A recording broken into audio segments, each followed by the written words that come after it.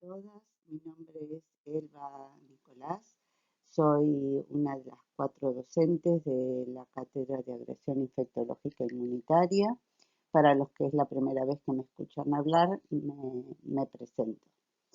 Bueno, hoy vamos a empezar a hablar de lo que serían las neumonías o neumopatías de la comunidad, ¿sí? Puntualmente nos toca comenzar con el Mycoplasma pneumoniae.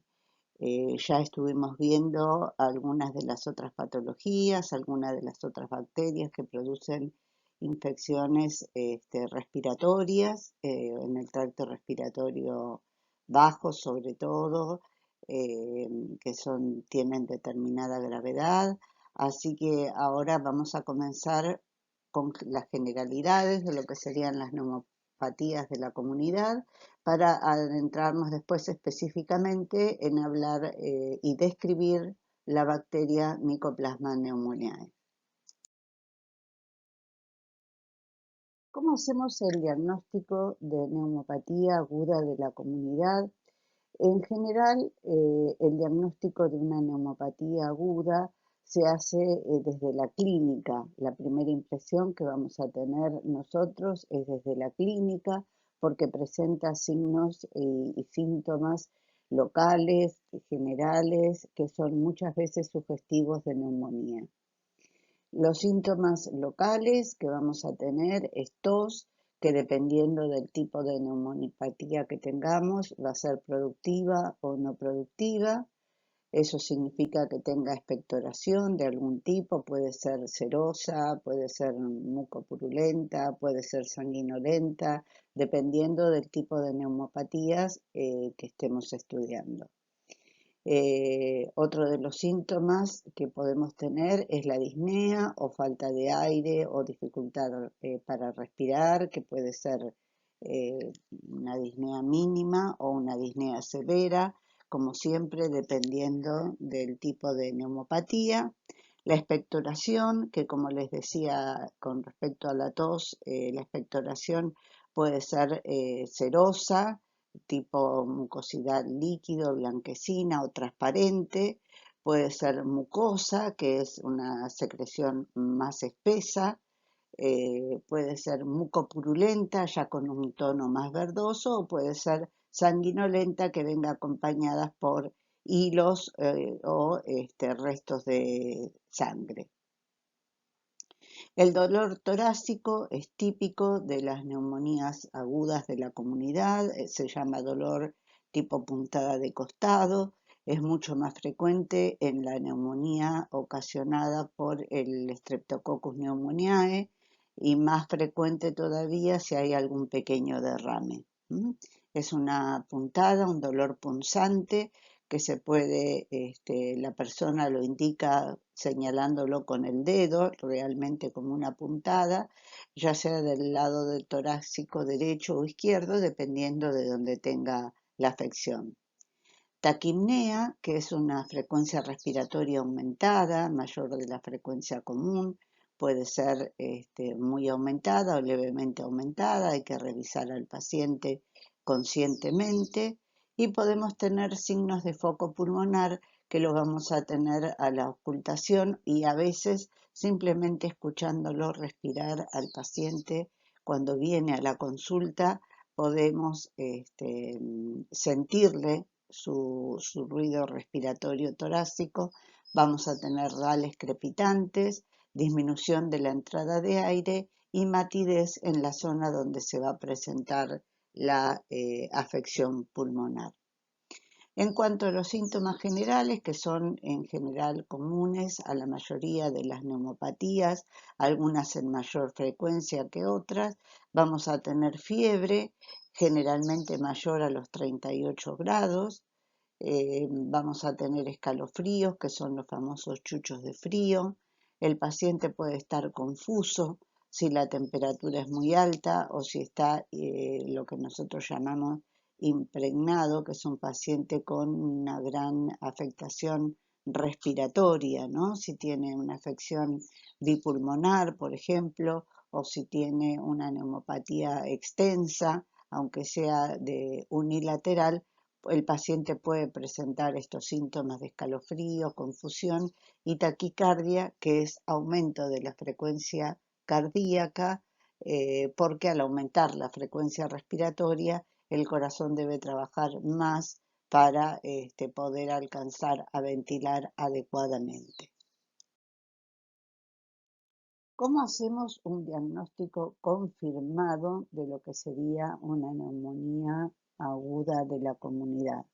Para confirmar el diagnóstico, porque hasta ahora hablamos de la clínica, de lo que sería el diagnóstico altamente presuntivo, porque la clínica es muy importante para hacer el diagnóstico de neumopatía y después poderle pedir los estudios adecuados al paciente. Vamos a tener como primera instancia el examen de esputo. Para algunas patologías en especiales es de elección el examen de esputo, como en el caso de la neumopatía por el Mycobacterium tuberculosis.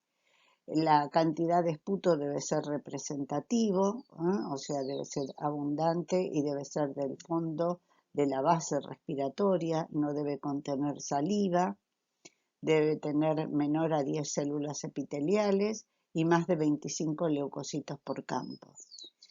Los hemocultivos son altamente específicos, pero poco sensibles, no, no producen todas las neumonías agudas de la comunidad, no van a producir bacteriemias, por lo tanto tiene aproximadamente un 15% de positividad los hemocultivos para el estudio eficaz de lo que es la neumopatía aguda de la comunidad. Sin embargo, igualmente en casos en que el paciente debe ser internado, ya sea por dificultad respiratoria o porque presenta síntomas de confusión o temperatura muy elevada, sudoración, paciente que no lo vemos estable, que tiene una taquipnea importante con una reducción de su capacidad ventilatoria, el paciente que hay que internarlo se le pide siempre el hemocultivo. Y la placa de tórax, que es el diagnóstico específico de neumopatía, vamos a tener un infiltrado lobar o segmentario, dependiendo del tipo de neumopatía, que puede o no tener derrame pleural. El derrame pleural es la extravasación de líquido que sale del pulmón y se ubica entre las láminas pleurales, lo que produce mucho mayor dolor. A veces puede producir compresión del pulmón de ese lado y produce generalmente por irritación de la membrana pleural, es lo que produce el dolor pleurítico o puntada de costado.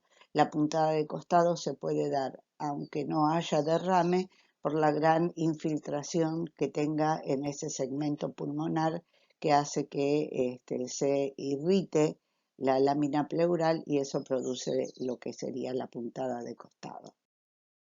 Comenzando a hablar de la bacteria que nos ocupa en el día de hoy, que es el Mycoplasma pneumoniae, decimos que es una de las bacterias junto con el ureaplasma más pequeñas de la vida libre, ¿no? Pertenece al género Procariota, orden Mycoplasmatales, familia Mycoplasmataceae, género Mycoplasma, y como género Mycoplasma tiene varias especies, por arriba de 120 especies. Para nosotros la más importante, de la que vamos a hablar en cuanto a la producción de las neumonías atípicas, es el Mycoplasma pneumoniae. Es una bacteria muy particular, es una bacteria extracelular, carecen de pared celular rígida, posee una membrana que contiene esteroles, es una bacteria, como dijimos, extracelular que produce adherencia al epitelio respiratorio mediante una estructura de anclaje especializada que está fundamentalmente constituido por proteínas de adherencia, entre las cuales se destaca la P1. Es intrínsecamente resistente a los antimicrobianos, representan, como dijimos, los organismos de vida libre y autorreplicantes, las bacterias autorreplicantes más pequeñas. Las células en forma individual presentan forma de uso, que ahora les voy a mostrar una diapositiva donde se puede observar la forma típica más engrosada en el centro y afinada hacia ambos extremos. Son de 1 a 4 micrómetros de longitud y de 0,5 a 1 micrómetro de ancho. En consecuencia, su volumen correspondería a lo que es el 5% de un bacilo típico. Es una bacteria inmóvil, no esporulada, tiene una velocidad de crecimiento muy lento, lo cual hace muy difícil su cultivo en el ambiente de bacteriología, del laboratorio, y es un anaerobio estricto, ¿no? Estas adhesinas que posee el micoplasma es lo que va a dar lugar a que se fije a los cilios de la base de las células epiteliales pulmonares.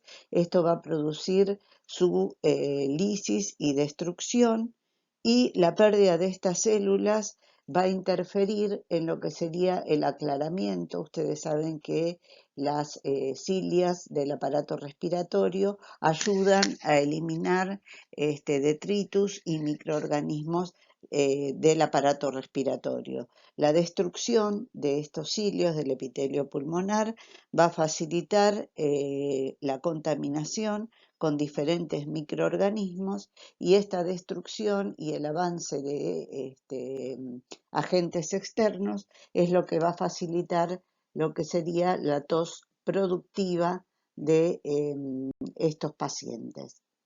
Perdón, la tos persistente e improductiva de estos pacientes. Ver exactamente la forma en la cual se ve al microscopio la bacteria. Fíjense el detalle, la forma de un uso, ¿no? Más engrosado en el centro y con los extremos más afinados, ¿no? Eso es característico de esta bacteria. Específicamente en lo que sería la epidemiología, una pequeña aclaración respecto a la forma de actuar del Mycoplasma pneumoniae.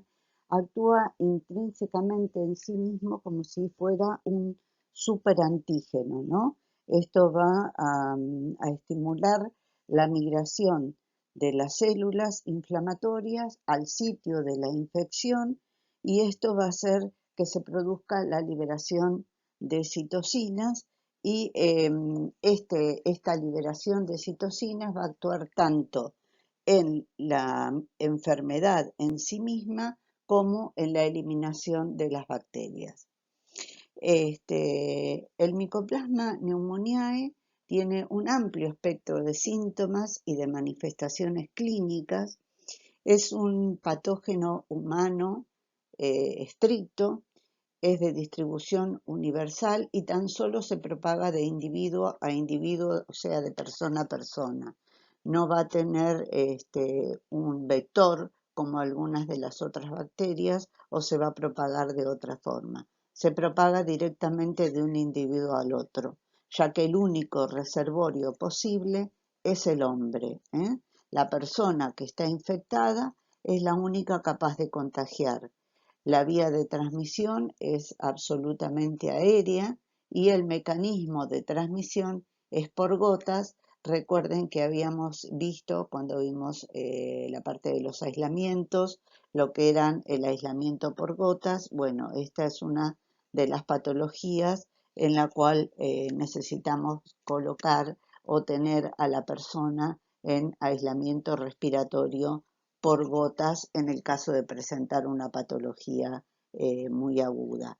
La persona puede presentar tanto una enfermedad respiratoria de tracto respiratorio inferior estricto, como una neumonía típica de la comunidad, que es lo que estamos viendo, pero el Mycoplasma pneumoniae a veces también está presente en traqueobronquitis, sin llegar a producir la neumonía, ¿no? Es una enfermedad que a veces se produce en forma de epidemia cada determinada cantidad de años y es más frecuente en adultos jóvenes, aunque cualquier grupo etario es susceptible, tiene una mayor frecuencia en niños que concurren o que están en edad escolar y en adultos jóvenes es más frecuente esta neumonía por Mycoplasma pneumoniae. Patogénesis, como ya lo explicamos un poco en las diapositivas anteriores, acá hay un esquemita de cómo afectaría esta bacteria, cómo produce su patogénesis, produce daño por adhesión, se produce una fusión a la membrana, esto produce una depresión o falta en la nutrición y después por la invasión en sí misma de la parte ciliar del epitelio respiratorio va a producir daño también y los daños propios tóxicos dependiendo de la destrucción y de la aparición de las citocinas y de la destrucción del epitelio en sí mismo. Eso produce daños en la inmunidad humoral, produce daños celulares, por supuesto tiene mucha producción de patología inflamatoria por toda la aparición de las interleuquinas que ya habíamos hablado y por funcionar por sí misma como un superantígeno y producen inmunosupresión en la zona afectada, lo que va a producir una mayor reacción, una mayor reactividad tanto dentro del epitelio como la tos persistente que produce es una forma de reacción del aparato respiratorio que lo que intenta es expulsar todos los elementos externos que van ingresando como la producción esta de citocinas que produce una gran inflamación a nivel local. Produce un factor de virulencia único conocido como toxina de síndrome de dificultad respiratoria adquirida comunitaria, que es una proteína multifuncional única que tiene actividad de ribosilación sobre lo que es el adenosin difosfato e impide la transformación de este ADP o adenosin difosfato en ATP, que es o adenosin trifosfato, que es el que actúa en el metabolismo energético y inhibe entonces la regulación de la actividad de muchas enzimas implicadas en el metabolismo energético. Esto es lo que produce todo el proceso inflamatorio a nivel respiratorio. Esto va a producir una inflamación y disfunción de la vía respiratoria en sí misma. La patogénesis en sí misma, dijimos ya que esta bacteria ingresa y se une a las células del tracto respiratorio, es exclusivamente humana, tiene afección respiratoria en el individuo exclusivamente, produce e inicia una lesión celular de la mucosa y de las cilias. A veces puede penetrar en la mucosa, lo cual atrae a los leucocitos y esto, por supuesto, colabora y aumenta lo que es el proceso de inflamación. Se transmite por aerosoles, como ya dijimos, a través de gotas. Es un patógeno extracelular del epitelio respiratorio y produce digamos, un resumen de su acción, adhesión, cilostasis, o sea, se ancla en los cilios del epitelio respiratorio, los destruye a estos cilios y esto hace que se produzca la inflamación y destrucción celular. En cuanto a los glicolípidos, produce este superantígeno, y las proteínas, que son las adhesinas frías, como ya explicamos. La P1 fundamentalmente tiene la acción más específica en cuanto a la adherencia, y la P2 que no tiene una acción tan específica.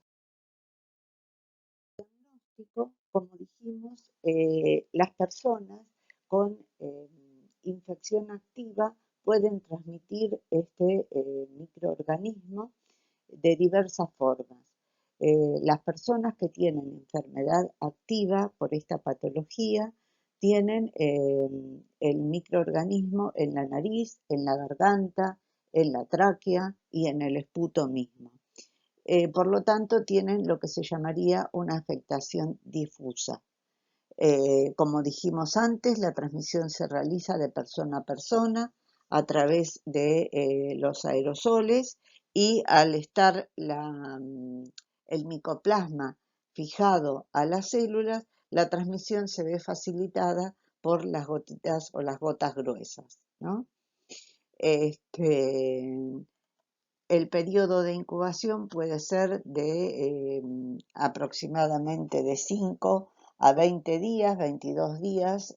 Tiene un periodo de incubación bastante largo, o sea, una vez producido el contacto puede tardar hasta 20, 23, 24 días en aparecer el cuadro clínico típico, ¿no?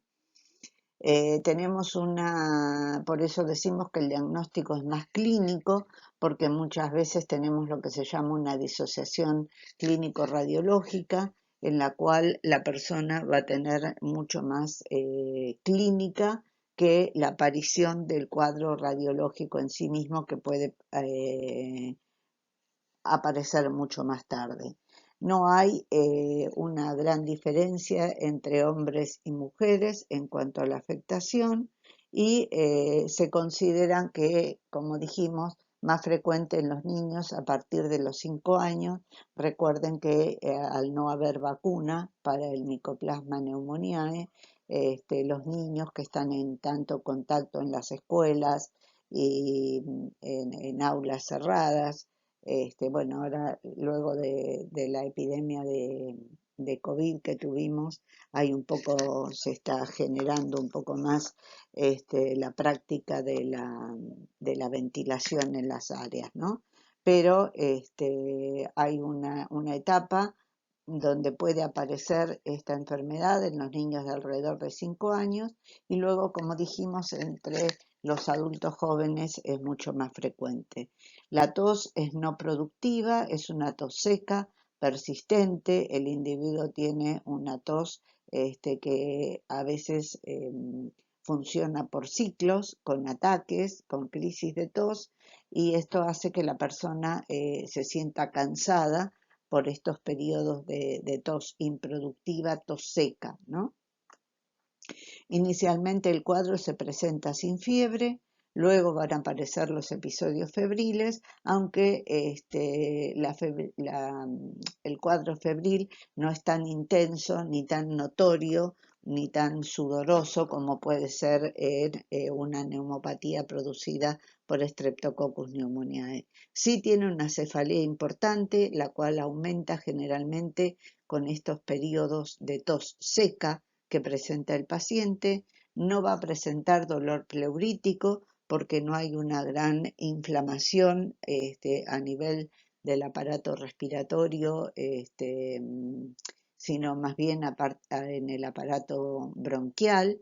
Entonces no va a producir estos cuadros de dolor pleurítico, porque derrame no produce, y no tiene foco pulmonar en forma de masa, como se puede observar en la neumonía típica en general, ¿no? Entonces no va a tener dolor pleurítico el paciente, a pesar de su tos tan importante, no productiva.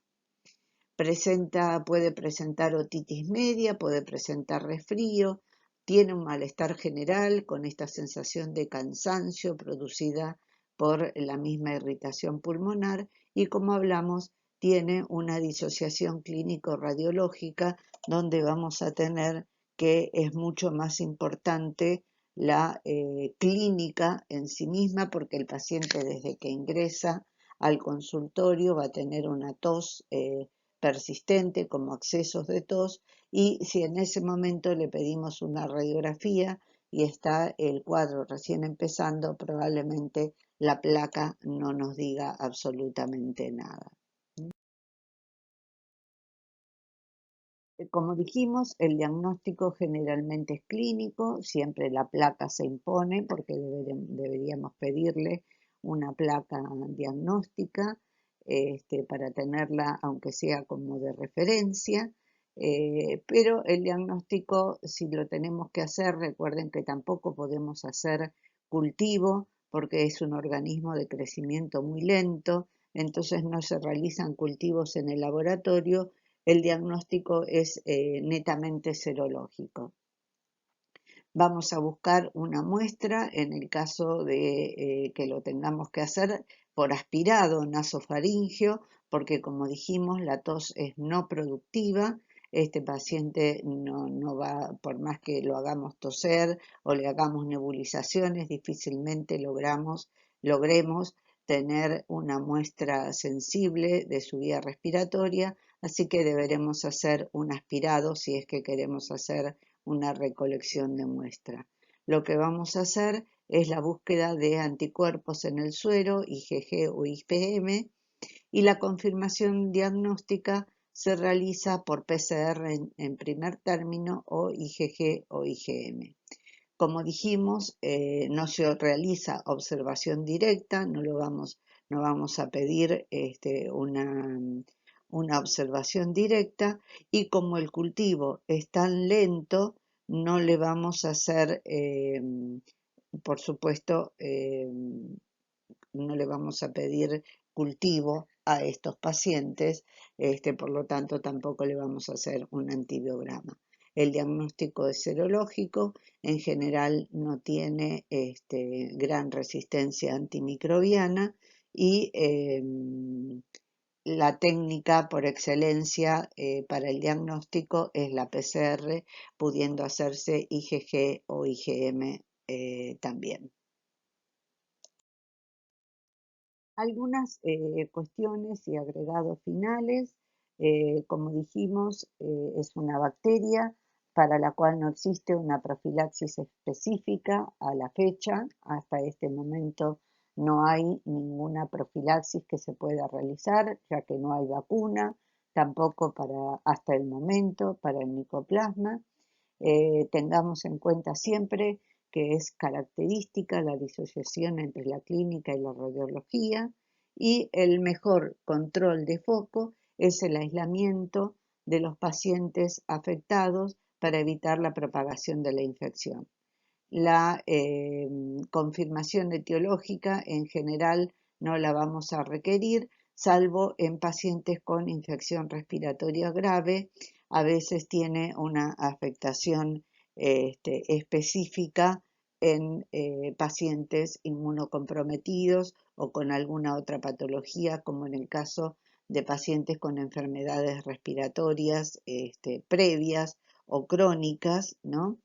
Y entonces, en ese caso, debemos tener muy en cuenta, a veces debemos hacer lo que es la confirmación etiológica. Recordemos también que la infección puede ser asintomática y a veces, aunque no sea asintomática, puede causar una variedad de síntomas respiratorios, en los cuales lo más común es la traqueobronquitis, es lo más frecuente, pero lo más importante es la neumonía atípica, que va a producir el 40% de las neumonías atípicas en la gente joven. Bueno, pueden agregar el resto de la bibliografía que les subimos en el campus y cualquier duda que tenga lo vamos charlando en los talleres y la resolución de los casos clínicos. Gracias, nos estamos viendo.